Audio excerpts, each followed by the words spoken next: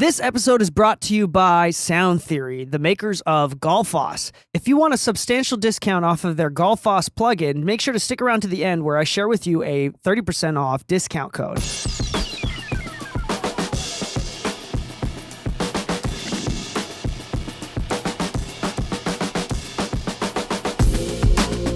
Hello and welcome back to the Mixing Music Podcast. I'm your host, Dee Kei, and with me, as always, is my lovely co-host, Lullaby Lu. Ooh, let me serenade you to sleep.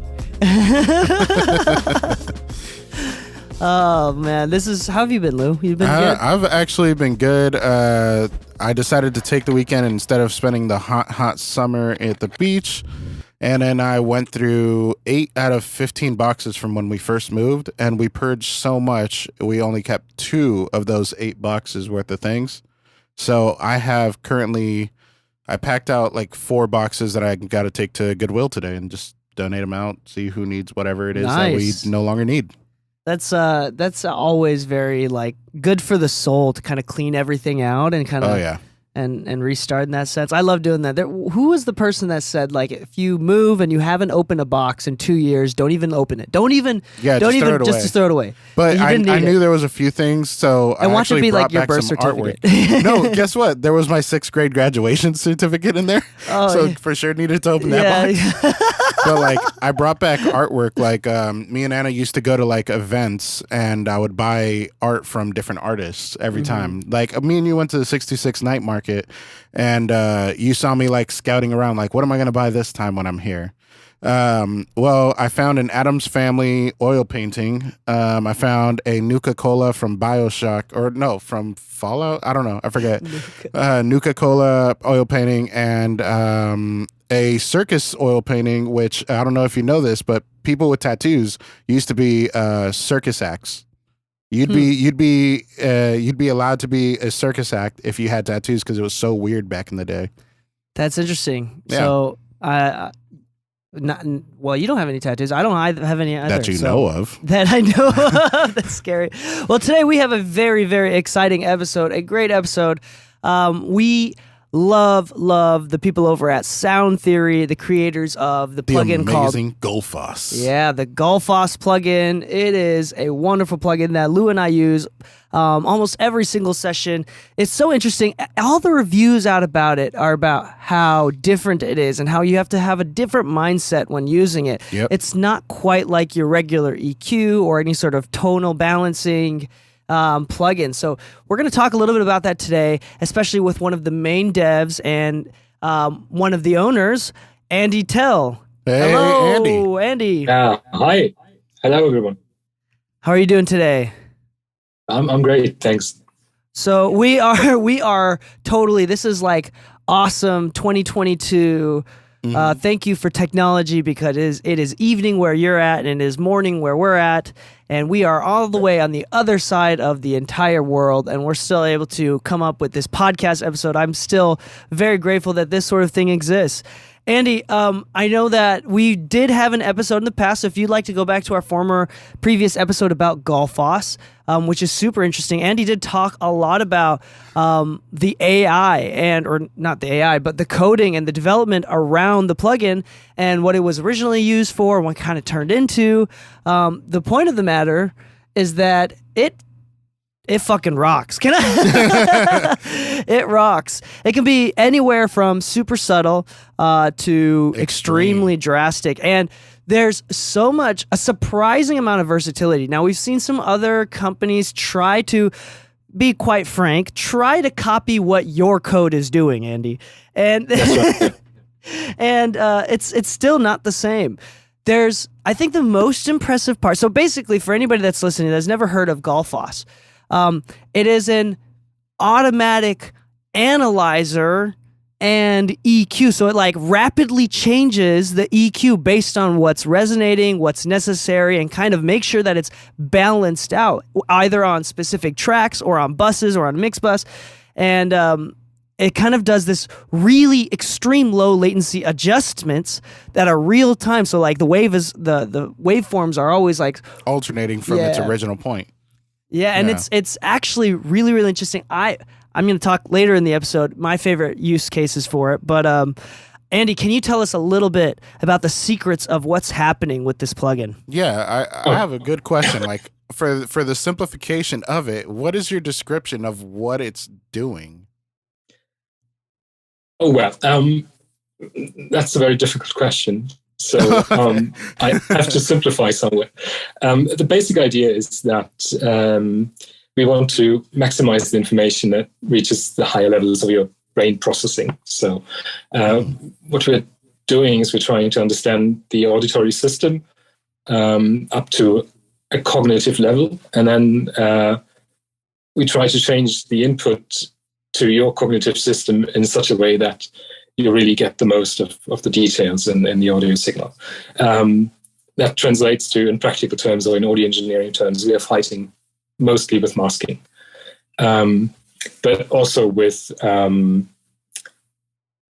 that you experience if you have dispersion in a part of your signal chain where your transients drift apart, and instead of a click, you get a very short sweep or something when your transients just become incoherent. That's also something we're fighting against. And these two together practically make up what Gullfoss is doing. So in practical terms, it's listening to your signal, trying to figure out what the best move is to bring it to the point where the details are uncovered and the transients are restored and sharp, and then it does that move in real time. It is super interesting because usually with plugins that kind of change and alter like the way that Gullfoss does really fast, there usually is some sort of like transient distortion, whether it's like a click or some sort of like movement that you were talking about. It's surprising that Gullfoss is really smooth in that area and has never had any issues. I have noticed, I think this is maybe we talked about this in the previous episode that we did together, but there's a little secret. So once you purchase or you get Gullfoss as a plugin from Sound Theory, there's 3 versions that you get. There's the regular version, which I think like the OG version, and then there's the mastering version, which is like way more nuanced and like has like subtle increments.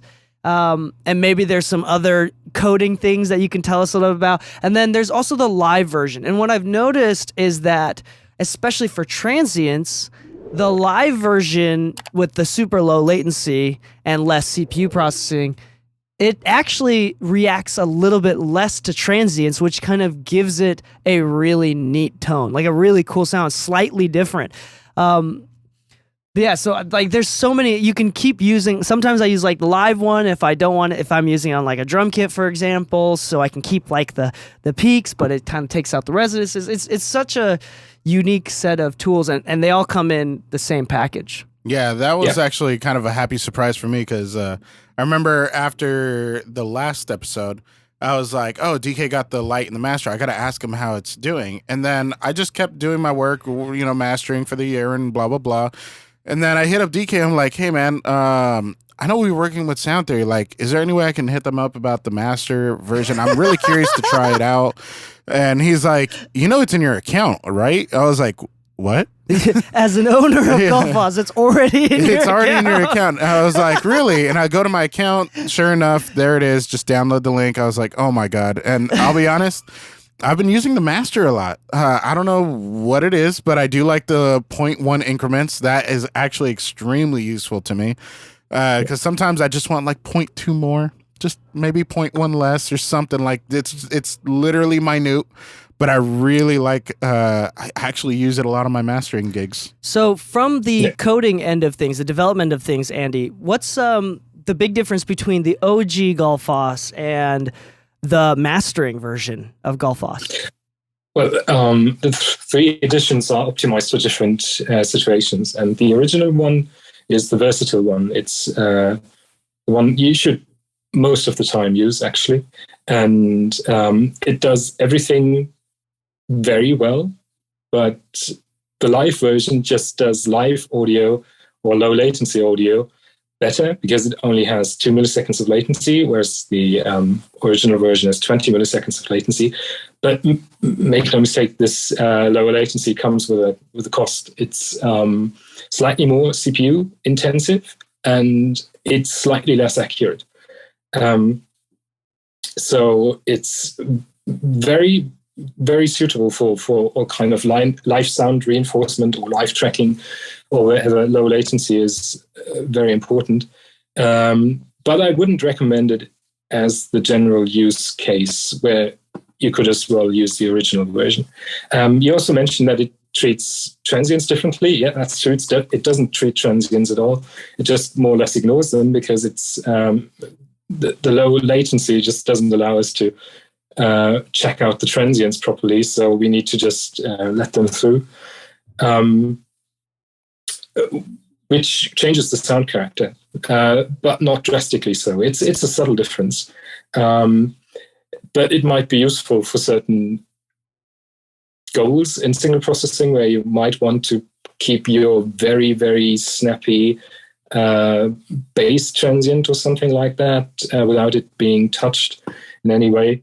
But the normal Gullfoss usually does a good job in touching when it touches transients. It should normally preserve your transient snappiness, but equalize the transient slightly to sit better in the mix. So I found cases where I really preferred Gullfoss Live, but in general, I would say keep using the normal Gullfoss unless you have a reason to use Gullfoss Live.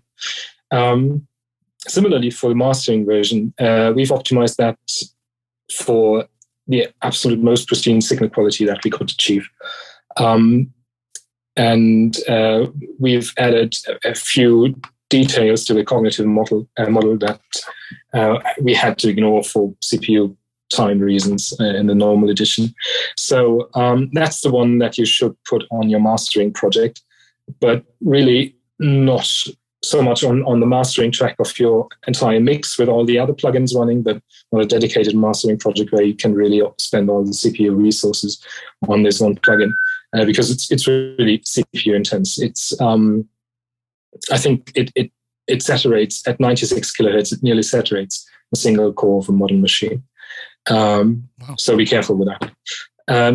The reason why we created Gullfoss Master is that if you do a lot of numerical processing, like inside Gullfoss, the samples are touched a lot and a lot of computations are performed, then you introduce quantization round of errors. And this quantization noise can accumulate. And it accumulates up to minus 100 dB full scale in the normal edition of Gullfoss. And for some people who tried null testing with Gullfoss set to neutral settings, these minus 100 dB quantization noise were too much. So we decided to offer an alternative with higher precision internal calculations that we think are not generally needed, but we wanted to offer it for those who think it's necessary. If you do very, very high quality mastering with very low noise floor, then it might make a difference. And we've also changed the user interface slightly to adjust for typical mastering requirements. So you can also increment and decrement parameters in a small step sizes, so that you can find exactly the spot where the sound is best. Those are essentially the differences. And also what we've changed is the tuning of the internal listening parameters, because Gullfoss internally has a part of the code that is really listening to your signal. And it's what we call the computational auditory perception model. It tries to estimate what parts are important and what are not of your signal. And this listening code makes certain assumptions about how you listen to the music, and we've moved these assumptions closer to a mastering scenario when it comes to listening loudness and a few other things. So with the same parameter settings, Gullfoss Master performs slightly different than normal Gullfoss. But normally you can by tweaking the parameters, you can match the two to sound similar. So let's go right into the different parameters that you can tweak and change in all the Gullfoss modules. Is first off, you have your bias. It can go up to 100% and down to negative 100%. What is the bias knob doing? Yeah, that's a tricky one. A lot of people get that one wrong. We've heard the most curious explanations. Like a lot of people seem to think that it has to do with tape bias or high and low frequency bias or something like that. It's nothing. It's nothing like this. Bias. Interesting. Yeah, I've heard that too. Yeah, bias is something that we explain in our documentation, which everyone should read, by the way. We've spent a lot of time trying to get that as accurate as possible. So the two primary parameters, tame and recover, they work on specific parts of the frequency range, right? So we have frequencies where recover acts and frequencies where tame acts. And for every instant in your audio signal, this partitioning between tame and recover is changing, right? And so at one point in time where recover acts, tame doesn't act, and the other way around. Bias slightly shifts the division of the frequency axis to favor recover or tame. That means if you use positive values of bias, then the parts of the frequency axis that are being recovered will be more than the parts of the frequency axis that are being tamed, and the other way around. So with bias, you essentially control the dominance of the processes, one over the other. So you either give tame more frequency space, or you give recover more frequency space. And this is very useful if you, for example, use only one tame or recover.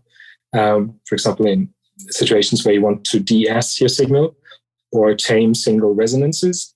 So you pull up tame to say 100%. And then you can use bias as something similar to a threshold parameter in a compressor or something like that, or a de-esser. I'm actually really curious to use that. Pause. Yeah. Hold on. That's actually super cool. Yeah, I think me and Dee Kei are lighting up at the same time off of that. Okay. Yeah. Okay, keep going.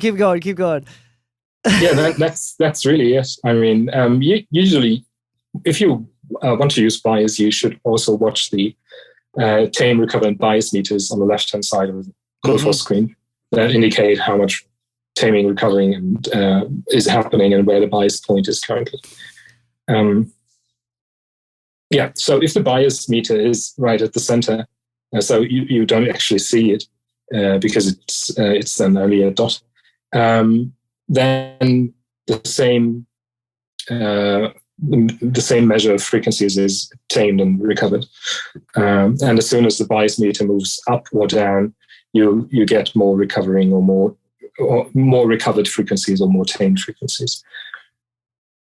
I really like this. Like I don't think either one of you understand how much I'm going to play with this today. I have an album to master, and I think I'm going to play with this more.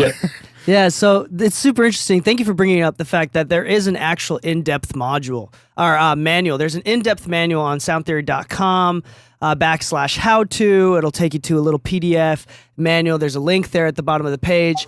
And it goes over exactly what Andy just talked about with the bias knob, the brighten knob, and to just go over briefly the other modules or the other parts of the parameters that you could tweak. There's a recover, there's a tame, obviously the bias and the brighten, and then there's a boost knob as well. The boost is not a volume boost. Can we talk a little bit about what the boost is doing? Yeah, that's also a tricky one. I've previously mentioned that our internal listening system or auditory model needs to listen in a certain situation, in a virtual situation, if you want. So we need to tell it, for example, at what kind of volume it needs to listen. And boost is an adjustment for the internal sound pressure level that the algorithm is listening at. this has certain consequences. For example, just imagine a normal sound engineer, and you give that sound engineer the same kind of musical recording and play one back at, say, 100 dB SPL and the other one at 50 dB SPL. And then you ask him to EQ both. Then what you'll find usually is that the very loud recording would probably end up being cut in the highs and the lows. And the very quiet one will have boosted highs and lows after the EQ treatment by the audio engineer, because human auditory perception has different preferences at different sound pressure levels for high and low frequency energy content, or loudness, if you want. So you know that the typical 80s hi-fi system loudness button that you press if you can't listen to your music as loud as you want it, and it boosts the highs and the lows and gives you the impression that music is much louder than it really is. Something similar is happening with the boost setting. So if we tell the internal algorithm to actually listen to the piece of music that is running through Gullfoss at a louder level, it will tend to reduce the level of the highs and lows.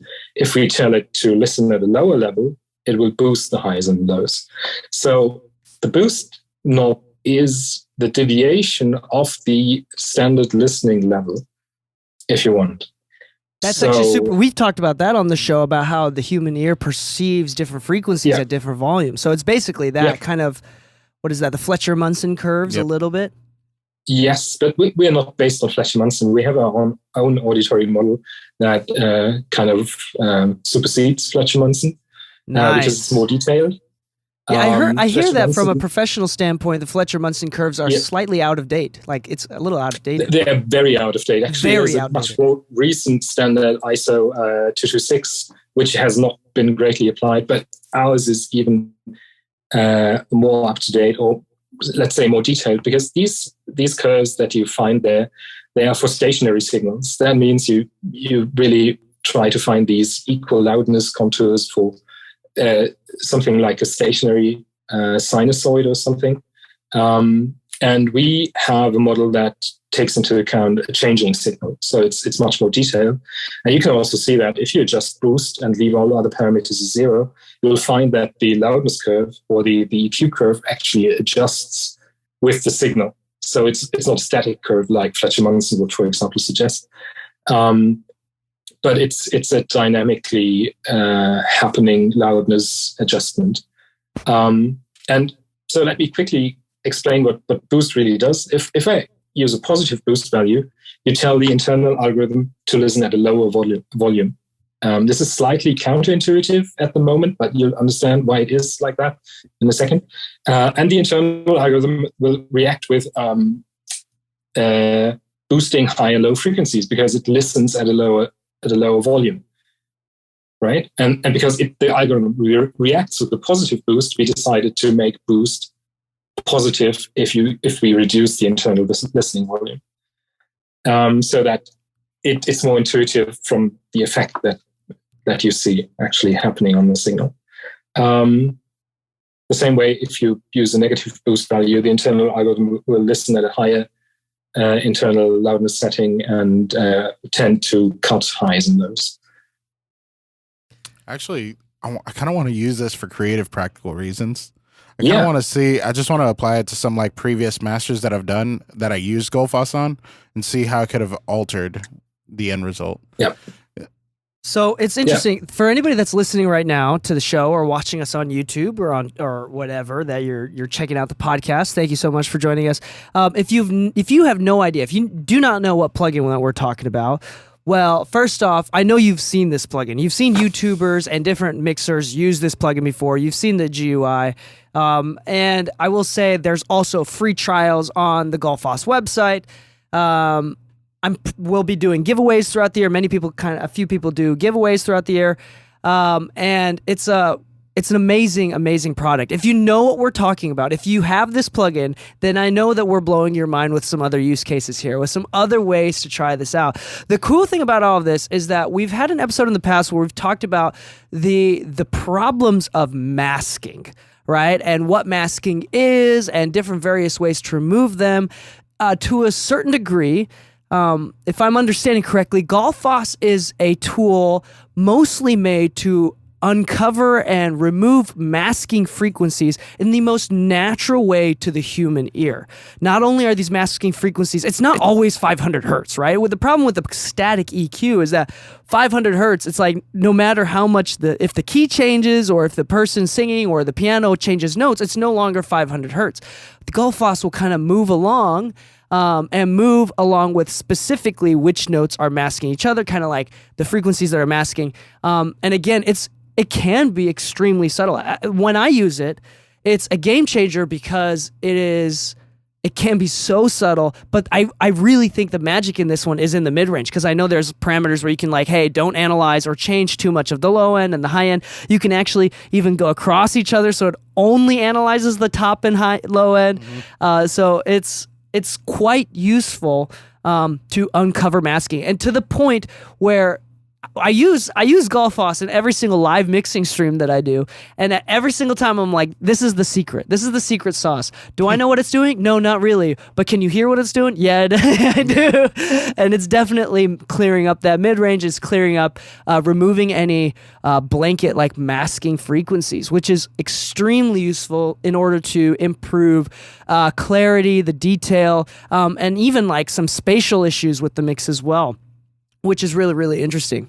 A lot of times I'll actually use Gullfoss to kind of like listen in for what I may have been missing, I guess, or have not been paying attention to. I don't know if you ever use it like that. I have a default setting that anytime I pull it up, it's 15 up on recovery, 15 up on tame. It's filtering out 400 hertz and below and 7,000 hertz and below, above. And I just kind of listen to what it's doing. And then I'll bypass it, listen into the mix. I'm like, okay. It's way more subtle. I kind of hear, yeah, it's much more subtle, but it's kind of like, okay, actually I'm going to use this as a way of identifying certain things in the mix that I maybe did not hear before.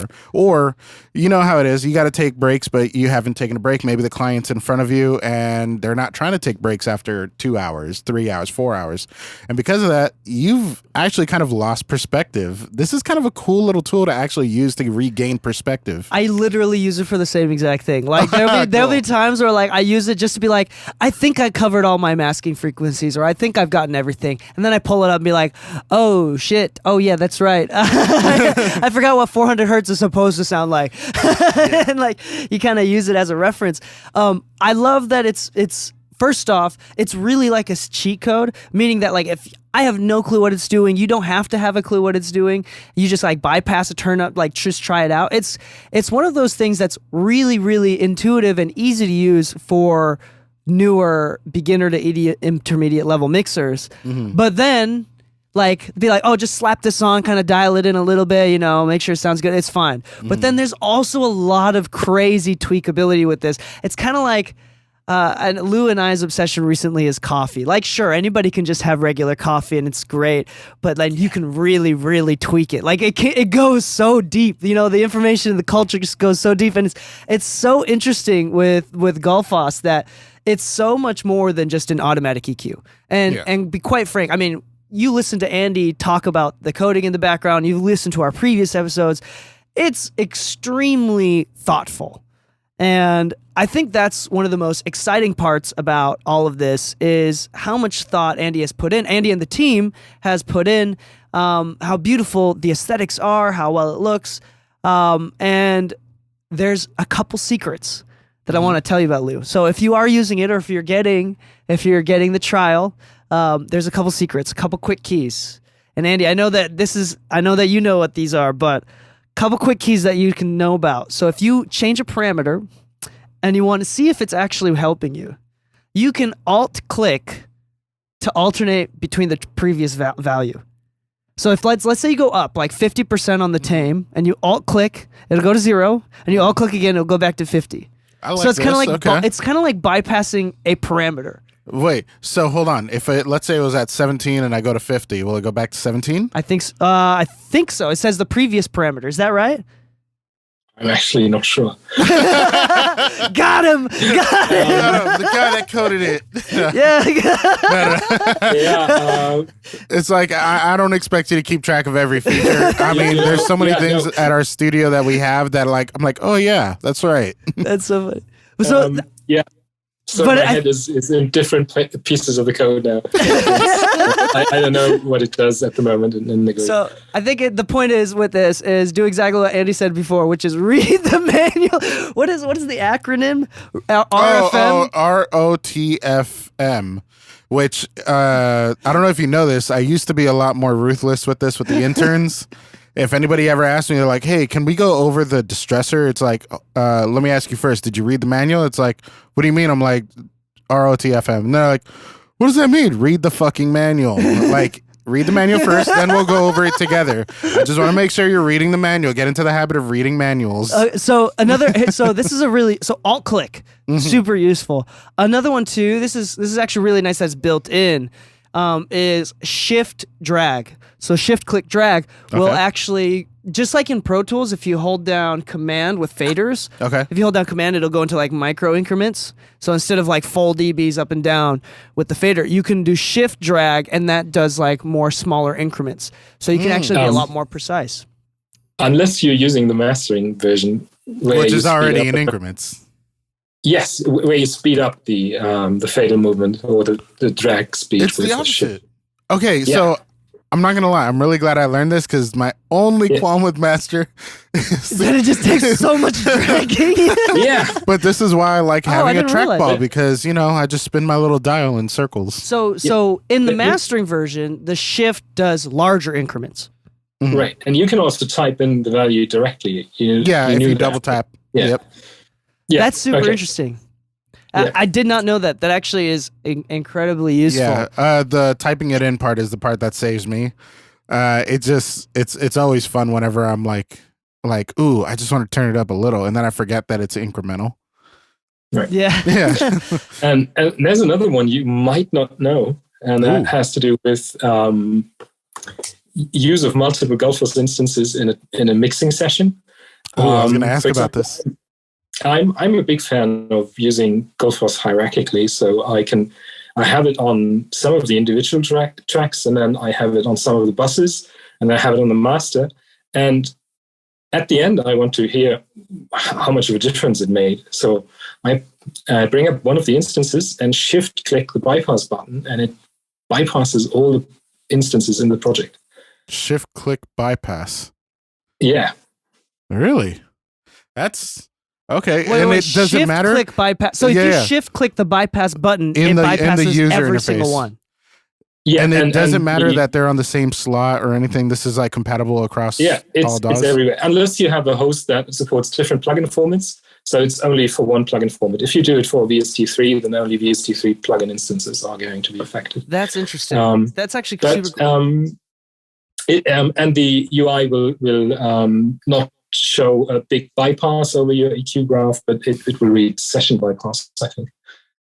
That's right. I kind of want to try this because I was going to ask you about multi-use. See, I've had this conversation with people in the past where they've expressed concern in using more than one instance or using them on buses, though it literally says it in the manual that that's okay to do.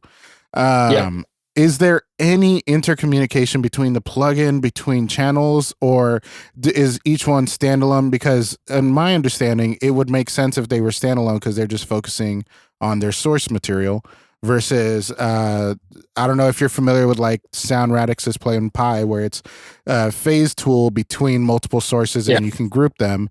I don't really think that's what's going on here. I could be wrong. If you're using multiple instances across your session, is there a chance of overusing the plugin, or what is? I don't think there is any risk of doing that. There's no communication between the plugin instances apart from the session bypass feature, which clearly affects all the plugins. But there's no communication regarding signal content on whatsoever. And we don't think that it would be a good idea to have that. I know a lot of companies do that, but they immensely restrict your signal flow, and you have to follow so many rules when mixing. You have to put it first in the track, and then you have to leave your DAW faders at 0 dB and whatnot, so that it knows how to compare these signals, because it would know what happens to these signals afterwards. That's if true. you didn't follow these rules. I actually don't prefer those types of plugins. Yeah, that's why anytime I do like live drum tracking, if I do use a plugin of that nature, I try to render it after the tracking session so I don't have to ever deal with it again. Yeah. As a company, we would like to see functionality like that provided by the host. So, if there's an operation that's sensible to perform on multiple tracks at once, then the host should provide an interface for that. And unfortunately, the only host that does that is Studio One. And it uses a VST3 extension for that. But the other host manufacturers don't seem to care. So, I did not know that about Studio One. That's interesting. You know, I've almost switched over to Studio One so many times. We're not going to talk about it. We're not going to talk about it. The last thing that I might switch to Wavelabs. I'm talking to Flint about it. There's a last feature is the built-in bypass button. So not the one that's like the Studio One or like the DAW bypass button, but the one as part of the plugin is really, really great. Because if I'm not mistaken, from what I understand when I read the manual, was that it's not really totally bypassing the processing at all. It's kind of it's still kind of like gain matching, so you can have a better sense of what it's actually doing. Is that correct? Almost. If you hit the bypass button and the plugin reads bypass, then actually what you hear is the exact signal that gets into the plugin. But the processing engine is running in the background, so you don't save any CPU cycles. And if you disengage bypass again, you can directly hear, without any latency adjustments or any gaps or anything, the process signal. And that process signal is perfectly gain matched. So we are trying to avoid cheating you or anyone with just making the signal louder or just brighter or something like that. We just want to perfectly match it to what you had before, so that you can really focus on the difference that the EQing makes to the signal and nothing else. So we've put a lot of effort into providing the best perceptual loudness matching in the industry. And so I think we have it. I just want to be clear. This guy, the plugin developer, Andy from Sound Theory, just said what I want every other plugin developer ever to say, which is, I don't want to trick anybody into thinking that our product is working. Like, we want to be as neutral as possible. Boy, do I wish every other plugin company ever said that. I'm not going to name them, but you know how many plugins in my plugin archive I have that I have to create defaults for, because especially the new one from somebody we know. We're not going to say who, but like as soon as you turn it on, it actually has a setting turned up 5 decibels as the default setting, because that's how they use it. I'm like, yeah, as soon as you put the plugin on, it's louder. That's great. Yeah. So thank you for having integrity for all of us. Because slowly, I mean, even there's YouTube channel, one of our favorites, like really, really nerdy ones, Paul Third. He talks about, like, especially, he like calls out every single advertiser, and Snake Oil? Snake Oil guy, White Sea Studios, I think. Yeah, like calls out every advertiser, like, why is this even in here? Why is this boosting 3 dB? It says it's adding harmonics. I can factually show you it is not. But it is distorting the transient. That is super great. I wish more plugins did this, which is actually, you were talking about like the latency. So if you bypass the plugin, it bypasses the processing completely if you do it through the DAW. Yep. But if you bypass it, it doesn't actually stop the processing, which in turn, like, so when you unbypass it without any sort of clicks, pops, or any sort of pause in, the delay or whatever, you can hear the processing right off the bat, which is actually super. I wish most other companies had that option. Yeah, I actually really like that, because anytime I'm talking to a client and let's say they're like, hey, just out of curiosity, like, is there a chance for me to hear the original mix versus the master? Because they want to compare, they want to make sure the integrity's still there. They sometimes want it hyped up, or they want it to sound the same but louder. Whatever the goal is, it's really distracting when they hear the click and they're like, "Oh, you switched something. What'd you change?" I'm like, "No, I just went to the before and after to see if you heard it." They're like, "The click's very distracting." It's like, I'm sorry. Like, I have no control over that. That's just, the plugin doing its thing. But yeah, Gullfoss, I did notice that. I did notice that it just continually, it stays consistent. It stays consistent. That's the best way I can describe it from previous experience without the new info. Okay, so the last thing that I want to touch on is this is in a newer version. So first off, if you already own Gullfoss, then you need to go to the website and freaking update the plugin, especially if you do not have the 3 versions, because that's part of it. Thank you so much for doing that. That's super awesome and kind. But ever since version 1.9, they've introduced Sidechain as well. So there's an input sidechain, which I know I have a lot of case uses for this, but why was that implemented, Andy? 2 main reasons. The first one is to support stem exporting or stem mastering. So a typical workflow for that is you export the entire mix, put that on the sidechain, and then export each individual stem with that sidechain. Yep. I feel so dumb right now because I did not realize you could use it like that. And yeah. Oh my gosh. Anytime I use Gullfoss in stem mastering situations, that's exactly what I do. I did not think to do that. Okay. Yeah. Well, this is going to save me so much time in the future. The other application we had in mind is surround mixing.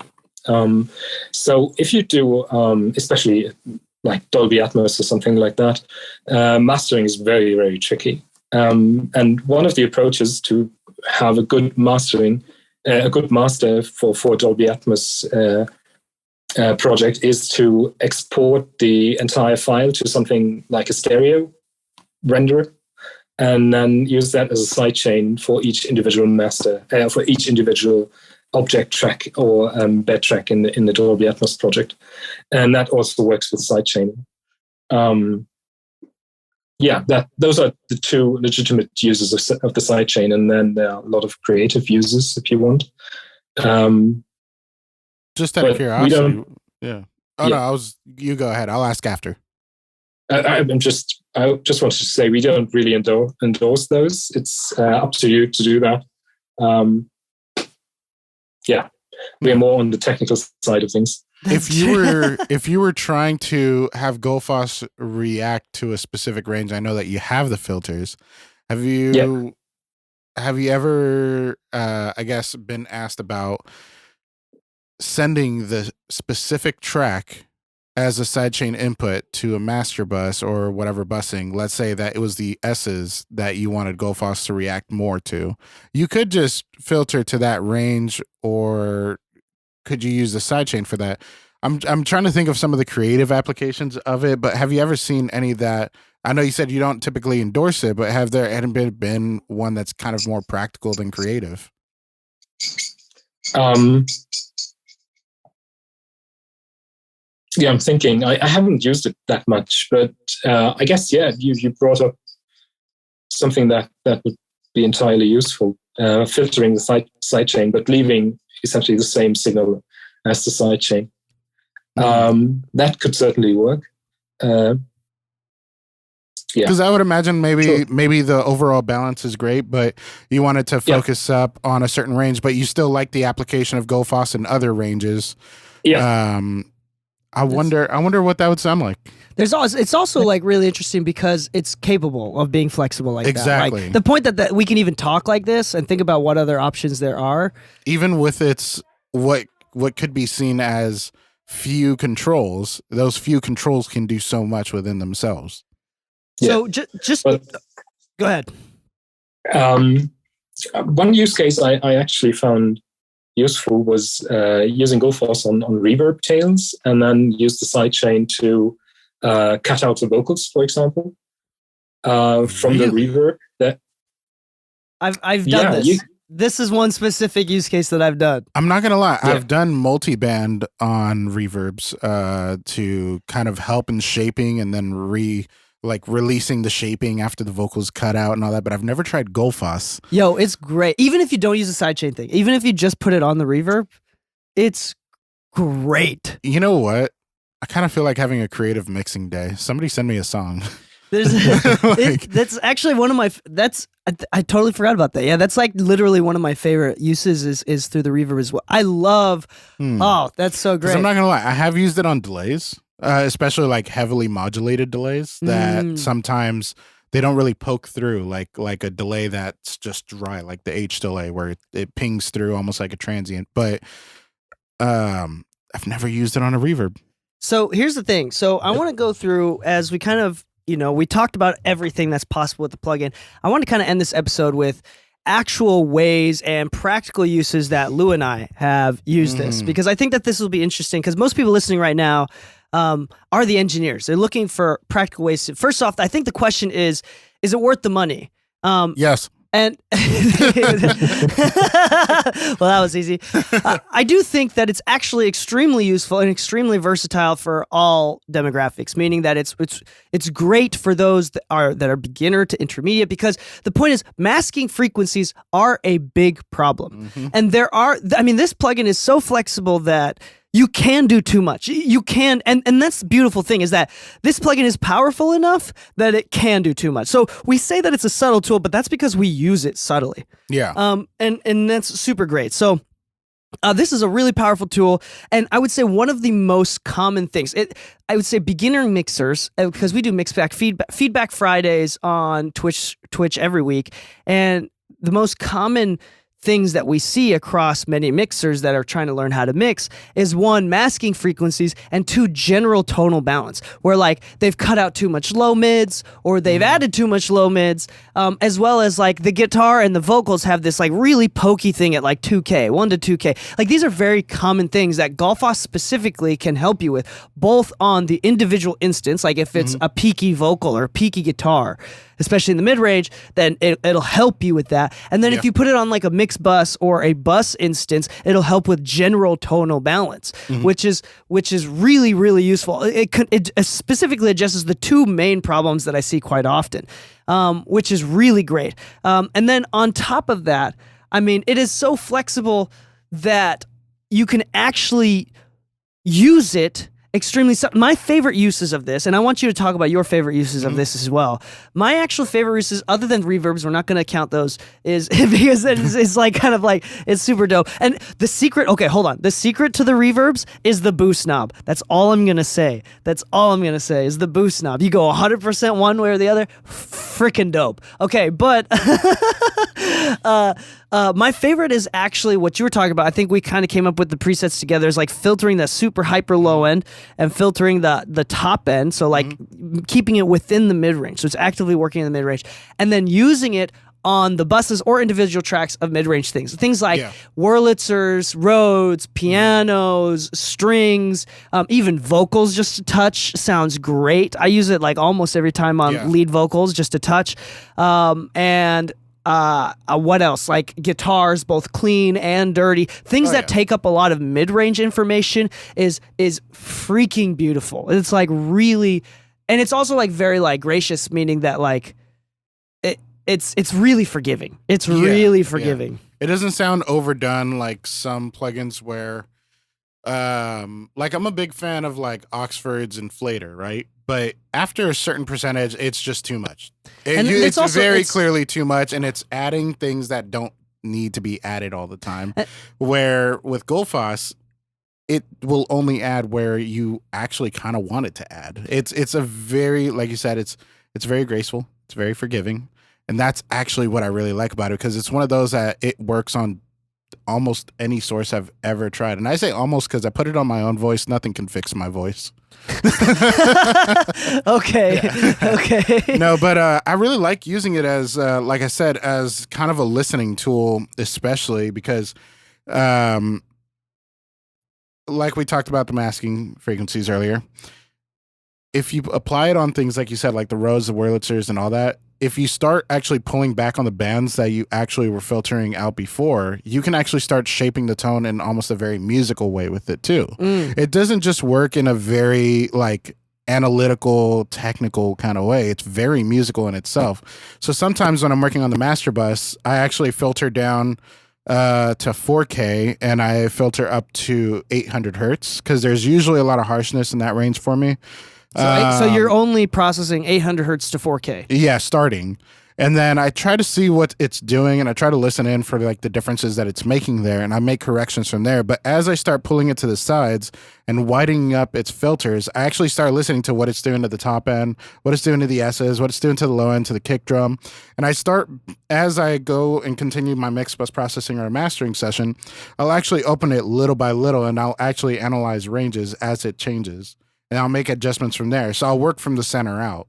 Because I'm a big believer in the magics in the mid-range, but that doesn't mean that there's no magic in the top end and that there's no magic in the low end. But Gullfoss has a really cool way of showing you what's there, what it believes could be corrected, what it believes could be tamed a little more. If you look at how it changes to like sibilance and how it changes to like a snare drum when a bass 808 does its glide, you know, and you see how it's actually reacting, you kind of might notice things you didn't hear before. Maybe there's something in your room that nulls something out and you didn't notice it before. You may put it on your headphones. You're like, oh my God, yeah, I see what it's doing. Or I hear what I saw because you might have not heard it before. It's a really cool tool for starting out on where you want to focus and then musically applying it as you go. Yeah, I think that's the last thing too. The way that... I know, Andy, I know you didn't intentionally do this. I mean, from your perspective and our perspective is very different. You're looking at the back end and really? we're kind of using it, but it ended up being way more musical. I mean, because I think from the first time we talked, was it meant to be like, I don't remember exactly what we said, but I think we came to the conclusion that it ended up becoming way more musical than we thought it was going to be, right? Yeah, we were generally surprised by how well it worked. So yeah, I found a lot of uses that we didn't expect. Like, for example, my favorite off-label use is I'm kind of obsessed with depth staging in my mixing, and Gullfoss is very, very great to establish a sort of depth staging that you cannot get or that is very, very hard to achieve with ordinary mixing techniques. You know, most people think depth staging is all about sending to the right reverb bus and having the right reverb pre-delay and things like that. But the most fundamental thing that really gives you depth information is high and low frequency content. So if you want to move something far away, reducing high and low frequencies is really helping a lot, but not with your normal 12 dB high cut, low cut filters. Those don't really help with depth sensation. You need something that is more adjusted to your listening experience. And as it happens, the boost parameter is exactly that. So if you want to simulate, for example, the proximity effect on when recording vocals, you can increase boost slightly. Or if you want to have your vocal slightly more at a distance, then reduce boost. And this generalizes to practically any instrument. So one of the first things I do when trying to establish a depth staging is I use Gullfoss and buses and tracks and use the boost parameter exclusively to try to sort the instruments in the depth on the depth axis. And only then I try to corroborate this sensation with the proper reverb and pre-delay and everything. And that gives fantastic mixes. I can really only recommend to try that. And it also helps with something else, because our loudness compensation is always working in the background. It will compensate for the lack of low and high frequencies. So, for example, say you have, because we talked about it, a Rhodes track, and you're playing the Rhodes with low keys, and you have a lot of rumble going on, low frequency stuff, and that produces a lot of groove and vibe. And you don't want to reduce that because it would be missing from your mix. Then reducing boost will actually compensate for the missing low frequencies by compensating the overall loudness and adding by adding vibe to the rest of the frequencies. So you will notice that you get a subtle pumping movement in the rest of the roads that is not low frequency, and that can really, really greatly support the groove of your music, especially if all instruments do that. So I've tried that on one of the GarageBand demo tracks, I think, for a trade show demonstration, and the track was using just samples from GarageBand, and they're recorded well, but they don't really groove as such. And if you just add them, stack them up until you have something sufficiently complicated, and then add Gullfoss, add some depth staging, and it suddenly starts to groove. I mean, really groove. Yeah. And that's fantastic. I mean, I can only really recommend everyone to play with that. I really like that you brought up depth in the actual track as a result of Gullfoss's use, because I'm not going to lie, that was exactly my first reaction and my first impression when I first used Gullfoss. I remember listening to it, and this isn't like a fanboy kind of like response or anything, but I remember listening to it and being like, holy shit. Like, it really sounds like the vocals there. Like, it went from like having its sound, its overall general sound that we hear, to like something just got out of the way. Yeah. And it felt like the depth of the frequencies kind of pushed back of what I didn't want to hear, but what I would have wanted to hear came forward. So I didn't really think of that as a description, but I really like that you said it, because that was what it felt like when I first heard it. I think the whole idea of like depth staging and uses of effects as well would be a great separate episode. That nobody really ever talks about. And again, like using it on these reverbs as well as like even on vocals just sounds absolutely amazing. If you are interested in checking out Gullfoss, just go to mixingmusicpodcast.com/Gullfoss. That's spelled Gullfoss. Not only can you get a trial for any of their plugins, but you can also get 30% off if you use our secret code. The code is D30. That is DEE30. This secret code only works for the next 3 weeks. So if you're listening, that's until August 9th, 2022. So make sure to pick it up during the next 3 weeks. Thank you so much, Andy, for spending some time with us and joining us on the Mixing Music podcast. If there's anything else that you want to learn about the plugin, if you want to get the trial, if you have questions or want to check out the manual, if whether or not you're already a user, you can go to soundtheory.com. So one more time, that's soundtheory.com. Check out the Gullfoss plugin. Andy, I know you can't really tell us, but I may have heard a little whisper that there's some future stuff coming up too. Yeah, sure. We're not stopping here, but we're just taking our time. We're perfectionists. So don't expect 3 new plugins in a year or so. In a year? Oh. No. We're working on some exciting things, but we can't really discuss them. Of course not. But this is a really awesome company. Really great people over there. Thank you so much for your time. And once again, if you have any questions, if you have anything, just go to soundtheory.com. Thank you so much for listening to the Mixing Music podcast. If you like what you hear, please leave a 5-star rating or a thumbs up, whatever it is on your listening platform. If you would like 3 times the amount of episodes, that's right. If you like the Mixing Music podcast and want to hear 3 times the amount of episodes that go over specifically technical tips on how to mix, then go to mixingmusicpodcast.com/exclusive, and that'll open up 2 more episodes every single week for you. It's only the price of a cup of coffee, so it's only $4 a month or $40 a year, and that triples the amount of content you get. So mixingmusicpodcast.com/exclusive. Lu is tries to stream every Monday evening from 6 or 7 p.m. Yep. That's twitch.tv/masterbylou. Join our Discord, blah, blah, blah. There's a bunch of information at mixingmusicpodcast.com. Thank you so much for listening. Happy mixing, my friends, and stay saucy.